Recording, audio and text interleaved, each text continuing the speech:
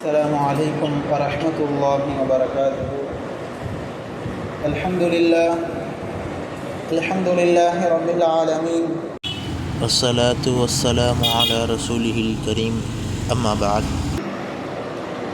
இனிமிக்க அல்லாஹ்வின் நல்லடியார்களே, சகோதரர்களே, பெரியோர்களே, இந்த உலகத்தில் அல்லாஹு தஆலா நம்மீது அருளிய நியாமத்துகள், எண்ணற்ற நியாமத்துகளை அல்லாஹ் நமக்கு அருளியிருக்கிறான்.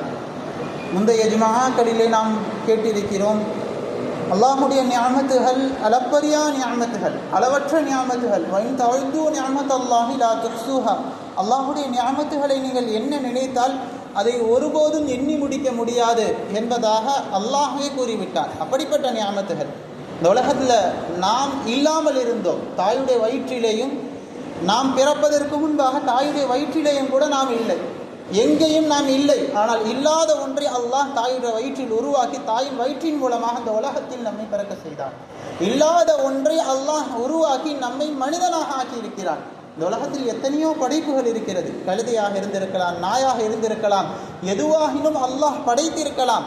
அதை எதிர்த்து நம்மால் கேள்வி கேட்டிருக்க முடியாது. அப்படி இருந்தும் அல்லாஹ் நம்மை மனிதனாக படைத்திருக்கிறான். மனிதனில் சிறந்த படைப்பாக, படைப்புகளில் சிறந்த படைப்பாக மனிதனாக நம்மை அல்லாஹ் படைத்திருக்கிறான். அதே போல கண்ணியமிக்க அல்லாஹ்வின் நல்லடியார்களே, அதே போல நமக்கு அல்லாஹ் மிகச்சிறந்த ஒரு அருளாக ஈமானுடைய நியாமத்தை நமக்கு கொடுத்திருக்கிறான். இந்த உலகத்தில் இருக்கக்கூடிய எல்லோரும் ஈமானுடைய நியாமத்தை பெறவில்லை. அல்லாஹ் யாருக்கு நாடி இருக்கிறானோ அவர்களுக்கு அல்லாஹ் ஹிதாயத்தை கொடுக்கிறான். அந்த ஹிதாயத்தை பெற்றவர்களும் கூட, ஈமானுடைய நியாமத்துகளை பெற்றவர்களும் கூட ஈமானுடைய இஸ்லாத்தினுடைய வாழ்க்கையை தனதாக்கி கொள்ளவில்லை. இன்று நிறைய பேர் தீனுடன் அவர்களுக்கு எந்த ஒரு தொடர்பும் இல்லை. மஸ்ஜிதிற்கும் தொழுகைக்கும் அவர்களுக்கு எந்த ஒரு சம்பந்தமும் இல்லை. அவர்களுடைய வாழ்க்கையில் அதற்கு நேரமும் இல்லை. இதுவரையும் அவர்கள் பள்ளிவாசனுடைய மஸ்ஜிதினுடைய முகப்பை கூட பார்த்திருக்க மாட்டார்கள். அப்படிப்பட்ட முஸ்லிம்களும் இருக்கத்தான் செய்கிறார்கள். ஆனால் கண்ணியமிக்க அல்லாஹ்வின் நல்லடியார்களே, அல்லாஹ் நம்மை முஸ்லீமாக்கினான். முஸ்லீமாக ஆக்கி அல்லாஹுடைய கட்டளைகளில் சில கடமைகளை நிறைவேற்றக்கூடிய நல்லடியார்களாக அல்லாஹ் நம்மை ஆக்கியிருக்கிறார். அதே போல அல்லாஹ் அருளிய மிகப்பெரிய ஒரு நியாமத், அளவற்ற ஒரு நியாமத், அல்லாஹ் எம்பெருமானார் ஸல்லல்லாஹு அலைஹி வஸல்லம் அவர்களுடைய உம்மத்தில் நம்மை பிறக்க செய்திருக்கிறான். அவர்களை நமக்கு தூதராக அல்லாஹ் அனுப்பியிருக்கிறான். இறை தூதராக அல்லாஹ் நமக்கு அனுப்பியிருக்கிறான். அல்லாஹ் குர்ஆன்ல கூறி காட்டுவான், லகது மன்னல்லாஹு அலல் முஃமினீன. முஃமின்களின் மீது அல்லாஹு தஆலா மிகப்பெரிய உபகாரம் செய்து விட்டான். அல்லாஹ் உபகாரம் செய்து விட்டான், திட்டமாக உபகாரம் செய்து விட்டான். எதை கொண்டு? இஸ் பஅஸ ஃபீஹிம் ரசூலம் மின்ஹும். அவர்களிலிருந்து ஒரு தூதரை அவர்களை அனுப்பி, யத்லூ அலைஹிம் ஆயாத்திஹி, அவர்களுக்கு அல்லாஹுடைய வேதத்தை ஓதி காட்டக்கூடிய தூதரை அல்லாஹ் அனுப்பியிருக்கிறார். கண்ணியமிக்க அல்லாஹ்வின் நல்லடியார்களே, நமக்கு அல்லாஹுடைய தூதர் ஸல்லல்லாஹு அலைஹி வஸல்லம் அவர்கள் ரஹ்மத்தாக, அருட்கொடையாக, நிஅமத்தாக இருக்கிறார்கள். அல்லாஹுடைய தூதர் ஸல்லல்லாஹு அலைஹி வஸல்லம் அவர்கள் இந்த உம்மத்தில் தீனை பரப்புவதற்காக வேண்டி அவர்கள் பட்ட சிரமங்கள், கஷ்டங்கள், அவர்கள் செய்த தியாகங்கள், அதை பற்றி பேசினால் அது ஒரு தனி தலைப்பாக, அதை பற்றி விரிவாக பேச வேண்டியிருக்கும். கண்ணியமிக்க அல்லாஹ்வின் நல்லடியார்களே, எந்த அளவு ஒரு மனிதர் ஒருவருடைய முயற்சிகளையும் ஒருவருடைய நியாமத்துகளையும் அனுபவிக்கிறாரோ, ஒருவருடைய அருளை அனுபவிக்கிறாரோ, அந்த அளவு அவருக்கு இதன் மீது உரிமை இருக்கும். இது இயல்பானது தான். அதே போல எம்பெருமானார் ஸல்லல்லாஹு அலைஹி வஸல்லம் அவர்களின் மூலமாகத்தான் நமக்கு திரு குர்ஆன் கிடைத்தது, ஷரியாத் கிடைத்தது. 5 நேர தொழுகைகள், ஜகாத், ஹஜ், நோன்பு எல்லாம் நபி அவர்களின் மூலமாகத்தான், நபி வழியாகத்தான் நமக்கு எல்லாம் கிடைத்திருக்கிறது. எல்லா அருட்கொடைகளும், நிறைய அருட்கொடைகள் நபி வழியாக நமக்கு வந்து இருக்கிறது. அப்ப நம்மின் மீது நபி அவர்களுக்கு சில உரிமைகள் இருக்கிறது. நம்மின் மீது நபி அவர்களுக்கு சில உரிமைகள் இருக்கிறது. நம்மின் மீது நபி அவர்கள் மீது சில கடமைகள் இருக்கிறது. அந்த கடமைகளை நாம் சரியான முறையில் நிறைவேற்ற வேண்டும். அதில் 3 முக்கியமான கடமைகள் நமக்கு நபியின் மீது கடமையாக இருக்கிறது. நாம் இவைகளை நபிக்காக வேண்டி செய்ய வேண்டும். இது நம்மின் மீது கடமை. முதலாவதாக நாம் அதிகமாக அன்பு செலுத்த வேண்டும். இந்த உலகத்தில் நம்முடைய உயிரை விட அதிகமாக, எங்களுடைய குழந்தைகளை விட அதிகமாக, என்னுடைய மனைவியை விட அதிகமாக, என்னுடைய பெற்றோர்களை விட அதிகமாக என்னுடைய தூதர் ஸல்லல்லாஹு அலைஹி வஸல்லம் அவர்களை நாம் நேசிக்க வேண்டும். இது கடமை. கண்ணியமிக்க அல்லாஹ்வின் நல்லடியார்களே, இது இஸ்லாத்தினுடைய கடமை. என்னுடைய தூதர் ஸல்லல்லாஹு அலைஹி வஸல்லம் அவர்களை, நபி ஸல்லல்லாஹு அலைஹி வஸல்லம் அவர்களை என்னுடைய உயிரை விட மேலாக நாம் நேசிக்க வேண்டும். இது எங்களின் மீது கடமையாக்கப்பட்டிருக்கக்கூடிய ஒரு கடமையாக இருக்கிறது. இரண்டாவதாக, ஒருவர் மீது அன்பு ஏற்படுகிறது என்று சொன்னால் அவரின் மீது நம்பிக்கையும் ஏற்பட வேண்டும். எப்படி அன்பு ஏற்படுவதோ அதற்கு அடுத்தபடியாக இரண்டாவது கடமை, அவரின் மீது நாம் நம்பிக்கை கொள்ள வேண்டும். எம்பெருமானார் ஸல்லல்லாஹு அலைஹி வஸல்லம் அவர்களை இறை தூதராக நாம் நம்பிக்கை கொள்ள வேண்டும். இது இஸ்லாமிய கடமைகளில் ஒன்று. அதாவது நம்பிக்கை என்று சொன்னால் இதனுடைய பொருள் என்ன? முஹம்மது நபி ஸல்லல்லாஹு அலைஹி வஸல்லம் அவர்கள் அல்லாஹுடைய தூதர் என்பதை முழு மனதோடு ஏற்றுக்கொள்ள வேண்டும். அவர்கள் வழங்கிய ஷரியாத், அவர்கள் போதித்த குர்ஆன், அவர்கள் அறிவித்த ஹதீஸ்கள், அவர்கள் அறிவித்த கடமைகள் எல்லாவற்றையும் இறைவனுடைய கடமைகளாக, இறைவன் மூலமாக நமக்கு வந்திருக்கிறது என்பதாக நாம் உறுதி கொண்டு நாம் நம்பிக்கை கொள்ள வேண்டும். இது நம்பிக்கை என்பதனுடைய பொருள். கண்ணிமிக்க அல்லாஹ்வின் நல்லடியார்களே, அது மட்டுமல்ல, இந்த உலகத்தினுடைய வெற்றி, அல்லாஹுடைய பொருத்தம், மறு உலகத்தினுடைய நிரந்தரமான வெற்றி எல்லாம் இந்த நம்பிக்கையின் மீது அடங்கியிருக்கிறது. நபி ஸல்லல்லாஹு அலைஹி வஸல்லம் அவர்கள் மீது சரியான நம்பிக்கை கொள்வதன் மீது இவையெல்லாம் அடங்கியிருக்கிறது. அல்லாஹ் தஆலா இந்த உலகத்தில் நபி அவர்கள் எந்த மார்க்கத்தை கொண்டு வந்தார்களோ அந்த மார்க்கத்தை அன்றி வேறு மதத்தை அல்லாஹ் தஆலா மார்க்கத்தை அல்லாஹ் ஏற்றுக்கொள்ள மாட்டார். அவன் யப்தகி கைரல் இஸ்லாமி தீனன், யார் ஒருவர் நபி அவர்கள் கொண்டு வராத இஸ்லாம் அல்லாத ஒரு மார்க்கத்தை அவர் தேடுகிறாரோ, வெற்றியை தேடுகிறாரோ, ஃபலன் யுக்பல மின்ஹு, அவரிடமிருந்து அந்த மார்க்கத்தை, அந்த தீனை ஏற்றுக்கொள்ளப்பட மாட்டாது. அந்த தீனை அவரிடமிருந்து ஏற்றுக்கொள்ளப்பட மாட்டாது. யார் அதை ஏற்றுக்கொண்டு ஒருவர் நடக்கிறார் என்று சொன்னால் வஹுவ ஃபில் ஆখিরাতি மினல் ஹாசிரீன், நாளை நிரந்தரமான ஆখিরাத்திலே, மறுமையிலே நிரந்தரமான நஷ்டவாளிகளிலிருந்து அவர் ஆகிவிடுவார். இனிமிக்க அல்லாஹ்வின் நல்லடியார்களே, இன்றைக்கு நாம எல்லா மதமும் சம்மதம் என்ற ஒரு கொள்கையிலே நிறைய பேர் இருக்கிறோம். இனிமிக்க அல்லாஹ்வின் நல்லடியார்களே, எல்லா மதமும் சம்மதம் என்பது கிடையாது. சமத்துவத்தோடு சகோதரத்துவத்தோடு நடக்க வேண்டும். இது இஸ்லாம் போதிக்கிறது. மாற்று மத சகோதரர்களாக இருந்தாலும் அவர்களோடு நல்ல முறையில் நடக்க வேண்டும். இது இஸ்லாம் போதிக்கிறது. ஆனால் எல்லா மதமும் சம்மதம், எம்மதமும் சம்மதம் என்ற கொள்கை இஸ்லாத்திலே இல்லை. இஸ்லாம் என்பது இஸ்லாம் மட்டும்தான் சத்திய மார்க்கம், அது மட்டும்தான் உண்மையான மார்க்கம். இதுதான் நாம் ஏற்றுக்கொள்ள வேண்டிய ஈமான், இதுதான் நம்மிடத்தில் இருக்க வேண்டிய நம்பிக்கை. என்மிக்க அல்லாஹ்வின் நல்லடியார்களே, அதே போல நாம் முன்னரே குறிப்பிட்டது போல ஒரு மனிதரிடத்தில் நபி ஸல்லல்லாஹு அலைஹி வஸல்லம் அவர்கள் மீது அன்பு இருக்க வேண்டும். அடுத்தபடியாக நபியின் மீது நம்பிக்கை இருக்க வேண்டும். அன்பு மட்டும் இருக்கிறது, நபியின் மீது நம்பிக்கை இல்லை என்று சொன்னால் அந்த அன்பின் மூலமாக ஒரு துளி அளவு பிரயோஜனமும் நாளை மறுமையில் கிடையாது. இதற்கு சரியான ஒரு உதாரணம் என்று சொன்னால் அபூ லஹப் இவர் நபி ஸல்லல்லாஹு அலைஹி வஸல்லம் அவர்கள் பிறந்த அந்த சமயத்தில் சுவைபா என்ற ஒரு அடிமை பெண், அபூ லஹபுடைய அடிமை பெண், இவர்கள் நேரடியாக அபூ லஹபிடம் வந்து சொல்கிறார்கள், உன்னுடைய சகோதரருக்கு மறைந்து விட்ட உன்னுடைய சகோதரருக்கு ஆண் குழந்தை பிறந்திருக்கிறது. அதாவது நபி ஸல்லல்லாஹு அலைஹி வஸல்லம் அவர்கள் பிறந்த செய்தியை, சுப செய்தியை அபூ லஹபிடம் சுவைபா என்ற அடிமை பெண் தெரிவிக்கிறார்கள். இந்த செய்தியை, அடிமை பெண் சொன்ன செய்தியை கேட்ட மாத்திரம் மறைந்த சகோதரர் இல்லை, அவருடைய மகன்தான். அந்த அளவு, எந்த அளவு பாசம் என்று சொன்னால் இந்த செய்தியை கேட்ட மாத்திரம் சுவைபாவை உரிமை விட்டு விட்டார்கள், விடுதலை அளித்து விட்டார் அபூ லஹப். என்மிக்க அல்லாஹ்வின் நல்லடியார்களே, அவர் நபி ஸல்லல்லாஹு அலைஹி வஸல்லம் அவர்கள் வளர்ந்த காலத்தில் எந்த அளவு அன்பு செய்திருப்பார், தோளில் எடுத்து சுமந்திருப்பார், எவ்வளவோ செய்திருப்பார். ஆனால் கண்ணிமிக்க அல்லாஹ்வின் நல்லடியார்களே, அது உறவு இரக்கத்தின் பாசத்தின் எல்லை மட்டும்தான். அதற்கு பின்னால் நபி ஸல்லல்லாஹு அலைஹி வஸல்லம் அவருடைய காலங்கள் கடக்கிறது. நபி அவர்களுடைய 40 வயதில் நுபுவத்துடைய பட்டம் அறிவிக்கப்படுகிறது, நுபுவத்துடைய அறிவிப்பு வருகிறது. நபி ஸல்லல்லாஹு அலைஹி வஸல்லம் அவர்கள் நுபுவத்தை இந்த உலகத்திற்கு அறிவிக்கிறார். அந்த நேரத்தில் அல்லாஹு தாலாவுடைய கட்டளை, வான்பிர அஷீரத்தக்கல் அகரபீன், உன்னுடைய நெருங்கிய உறவினர்களுக்கு நீங்கள் எச்சரிக்கை செய்யுங்கள், அறிவுறுத்துங்கள் என்பதாக அல்லாஹுடைய கட்டளை வருகிறது. அல்லாஹுடைய கட்டளைக்கு நாங்கள் நபி ஸல்லல்லாஹு அலைஹி வஸல்லம் அவர்கள் சஃபா மலையில் ஏறி நிற்கிறார்கள். அந்த காலத்தில் பெரிய கட்டிடங்கள் எதுவும் இல்லை, உயரமான இடம், மலை மட்டும்தான் உயரமான இடம். நெருக்கம் அந்த மாதிரி நெருக்கமான வீடுகள் இருக்காது அந்த நேரத்தில். அதனால் உயரமான மலையில் நபி அவர்கள் ஏறுகிறார்கள். அல்லாஹுடைய கட்டளையின்படி அத்தனை நபர்களையும் ஒவ்வொரு நபராக குறைஷிகளுடைய பெயரை சொல்லி அழைக்கிறார்கள். இப்போ இந்த செய்தி, இது எப்படி நடக்கும் என்று சொன்னால், இப்படி ஒரு நபர் உயரமான இடத்தில் இருந்து அழைப்பது எப்போ நடக்கும் என்று சொன்னால், ஏதாவது ஒரு அபாயகரமான விஷயம், பயங்கரமான விஷயம் நடக்கப் போகுது, அல்லது போர் பதற்றமான நிலை, ஒரு பயங்கரமான சூழ்நிலையில் தான், ஒரு பதற்றமான நிலையில் தான் இது போன்ற ஒரு அழைப்பு ஏற்படும். நபி ஸல்லல்லாஹு அலைஹி வஸல்லம் அவருடைய அழைப்பை கேட்ட மாத்திரம் அத்தனை மக்களும், அங்கிருந்த மக்களில் இருக்கக்கூடிய அத்தனை நபர்களும் அந்த மலையை நோக்கி வருகிறார்கள். தான் வர முடியாதவர்கள் தன்னுடைய பிரதிநிதியாக நீ போய் கேட்டு வா, என்ன சொல்கிறாங்க அப்படின்னு சொல்லி கேட்டுவான்னு சொல்லி அனுப்பி வைக்கிறாங்க. இப்போ அத்தனை நபர்களும் குறைஷிகளும் நபிக்கு முன்பாக சஃபாவுடைய மலையில் ஒன்று கூடுகிறார்கள்.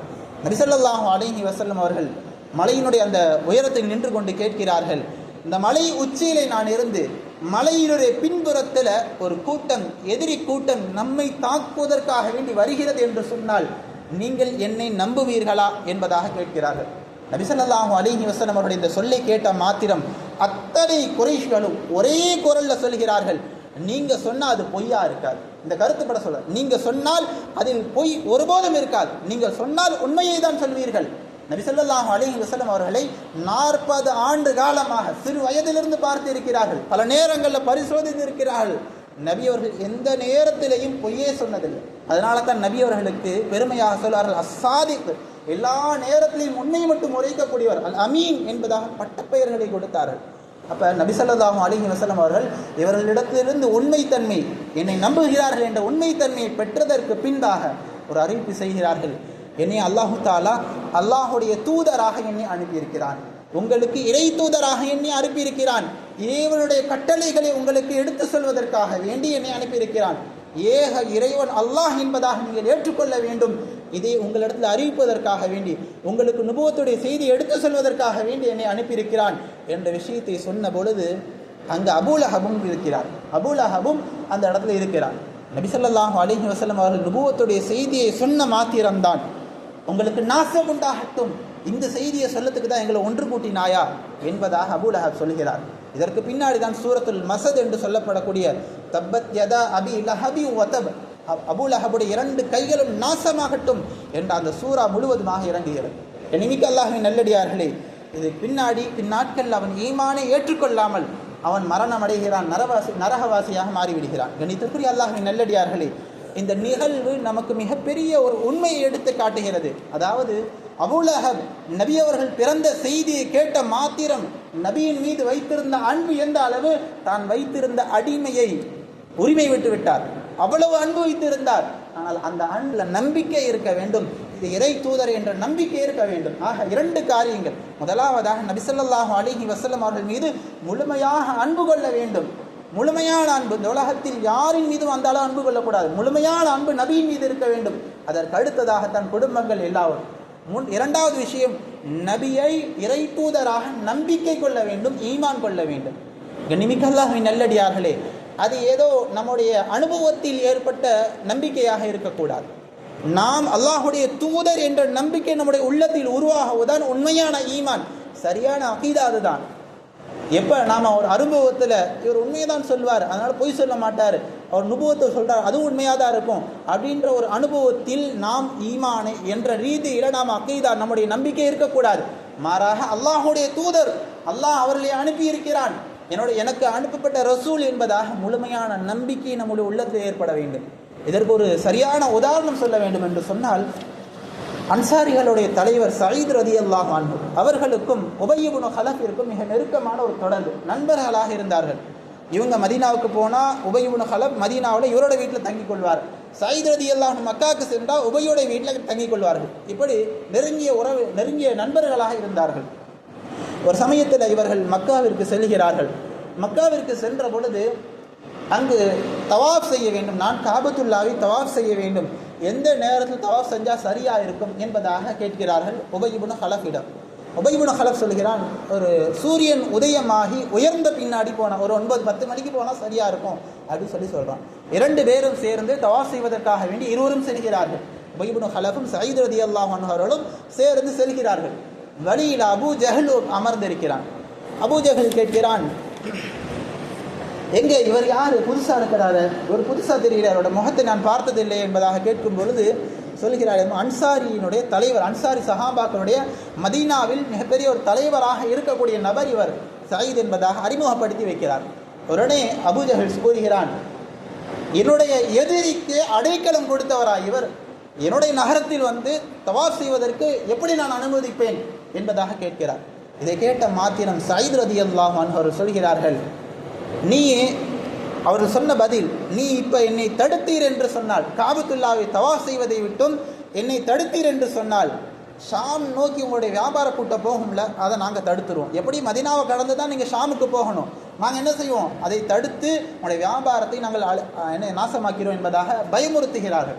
இதை கேட்டதும், அதாவது இதை பற்றி தான் அல்லாஹ் தஆலா குர்ஆனில் ஈலாஃபி குரைஷ் என்ற சூறாவில் கூட ஈலாஃபிஹிம் ரிஹ்லத்தஷ் ஷிதாஇ வஸ்ஸைஃப், குரைஷியர் என்ன செய்வார்கள் என்று சொன்னால், குளிர்காலத்தில் யமனை நோக்கி வியாபாரத்துடைய கூட்டத்தை அனுப்பி வைப்பார்கள், வெயில் காலத்தில் ஷாமை நோக்கி அனுப்பி வைப்பார்கள். அதனால் அல்லாஹ் தஆலா குர்ஆனில் கூறி காட்டுவான், குளிர்காலத்திலேயும் வெயில் காலத்திலேயும் அவர்கள் அனுப்பக்கூடிய அந்த வியாபார கூட்டத்திற்காக வேண்டி என்பதாக குர்ஆனில் அந்த விஷயத்தை பதிவு செய்து காட்டுவான். அப்போ இதை சொல்லி ஹஜ்ரத் சயீத் ரலியல்லாஹு அன்ஹு சொல்கிறார்கள், நீங்கள் ஷாமை நோக்கி அனுப்புவீங்கள்ல, எப்படி மதீனாவை கடந்து தான் போகணும் என்பதாக சொல்கிறார்கள். இப்போ இதை கேட்ட மாத்திரம் உபய் இப்னு ஹலஃப் அவன் சொல்கிறான், நீ யார்கிட்ட பேசிகிட்டு இருக்க தெரியுமா? தன்னுடைய நண்பர் சயீத் ரலியல்லாஹு அன்ஹு சொல்கிறார், நீ யார்கிட்ட பேசிகிட்டு இருக்க தெரியுமா? முஷ்ரிக்குகளுடைய தலைவர், மக்காவில் மிகப்பெரிய ஒரு தலைவர் அபூஜஹல், உன்னுடைய குரலை தாழ்த்திக்கொள் என்பதாக சொல்கிறார். இப்போ இதை கேட்ட மாத்திரம் தன்னுடைய நண்பர் இந்த வார்த்தையை சொன்னதும் ஹஜ்ரத் சயீத் ரலியல்லாஹு அன்ஹு அவர்கள் ஒரு விஷயத்தை அவரிடத்தில் உபய் இப்னு ஹலஃப் இடத்துல சொல்கிறார்கள், உன்னுடைய விஷயத்தை பற்றி தெரியுமா? உன்னை பற்றி நபி அவர்கள் சொல்லி இருக்கிறார்கள், உன்னுடைய நபி அவர்களுடைய கையால் தான் நீ கொல்லப்படுவாய் என்ற செய்தியை நபி அவர்கள் மதீனாவில் சொல்லி இருக்கிறார்கள் என்ற செய்தியை இப்போ அவரிடத்தில் சொல்கிறார். இதை கேட்ட மாத்திரம் உபய் இப்னு ஹலஃபுடைய நிறங்கள் எல்லாம் மாறிவிட்டது. அவன் உண்மையாக நம்புகிறான், நபி சொன்னார்கள் என்று சொன்னால் அது உண்மையை தான் சொல்வார்கள், கண்டிப்பாக நான் கொலை செய்யப்பட்டு விடுவேன் என்ற பயத்தில் ஒரு விதமாக இருக்கிறான். இந்த ஊரை விட்டு நான் வெளியே போக மாட்டேன், மக்கா விட்டு நான் வெளியே போக மாட்டேன், வெளியே போனால் தானே கொள்வார்கள், கொலை செய்ய முடியும் என்னை, நான் வெளியே போக மாட்டேன் என்பதாக ஊருக்குள்ளேயே மக்காவிற்குள்ளேயே நீண்ட நாட்களாக இருக்கிறான். இப்போ மக்காவிற்குள் இருக்கக்கூடிய அந்த தருணத்தில் சில நாட்களுக்கு பின்பாக பத்ருடைய போர்க்களம் ஏற்படுகிறது. அபூஜஹல் ஒவ்வொரு முஷ்ரிக்கீன்களாக பிடித்து இழுத்து வந்து கொண்டிருக்கிறான், எல்லாரும் போரில் கலந்து கொள்ள வேண்டும் என்பதாக.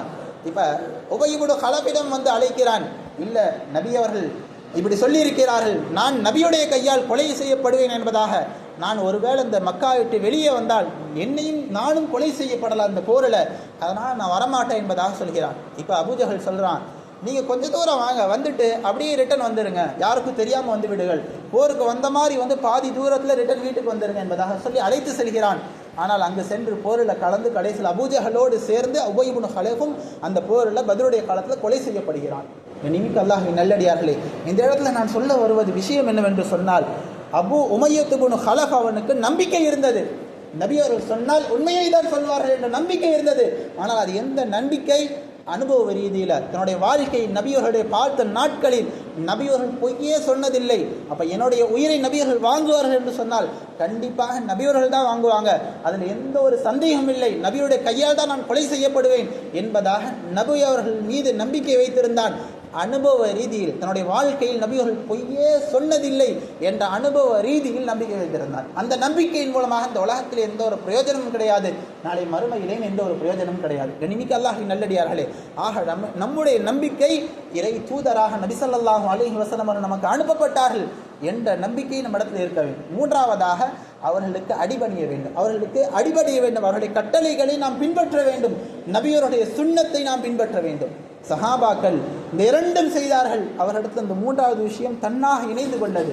அபூதாவுதில் பதிவு செய்யப்படக்கூடிய ஹதீஸ், ஒரு சமயத்தில் நபி ஸல்லல்லாஹு அலைஹி வஸல்லம் அவர்கள் மிம்பரில் ஏறுகிறார்கள் பயான் செய்வதற்காக வேண்டி. ஏறிய சமயம் மக்களை பார்க்கிறார்கள். எப்படி ஹுத்பாவுடைய சமயத்தில் மக்கள் சில பேர் வந்து நின்று கொண்டே இருப்பார்கள், அதே போல் நபியுடைய காலத்தில் அந்த நபியர்கள் மிம்பரில் ஏறி நிற்கிறாங்க, சில மக்கள் அங்கும் இங்குமாக நடந்து கொண்டிருக்கிறார்கள், நின்று கொண்டிருக்கிறார்கள். நபி ஸல்லல்லாஹு அலைஹி வஸல்லம் அவர்கள் சொல்கிறார்கள் அமருங்கள் என்பதாக. இப்போ சஹாபாக்கள் நாம இருந்தால் என்ன செய்வோம்? இப்போ அமருங்கள் என்று சொன்ன செய்தியை கேட்ட மாத்திரம் இந்த இடத்துல அமர்ந்தால் இடம் கொஞ்சம் நெருக்கடியாக இருக்கும், கொஞ்சம் அந்த இடத்துல காலியாக இருக்கும், அங்கே போய் அமர்ந்து கொள்ளலாம் என்பதாக கொஞ்சம் தூரம் நடந்து சென்று அமர்வோம். சஹாபாக்கள் இந்த விஷயத்தை தெளிவாக விளங்கி இருந்தார்கள். நபியுடைய கட்டளை விழுந்த மாத்திரம் நபியின் மீது வைத்திருந்த அன்பு, நபியின் மீது வைத்திருந்த நம்பிக்கை, உடனடியாக எந்த இடத்துல நபியுடைய கட்டளை காதில் விழுந்தோ அந்த இடத்திலேயே அமர்ந்து விட்டார்கள். அத்தனை சஹாபாக்களும் உடனடியாக அமர்ந்து விட்டார்கள்.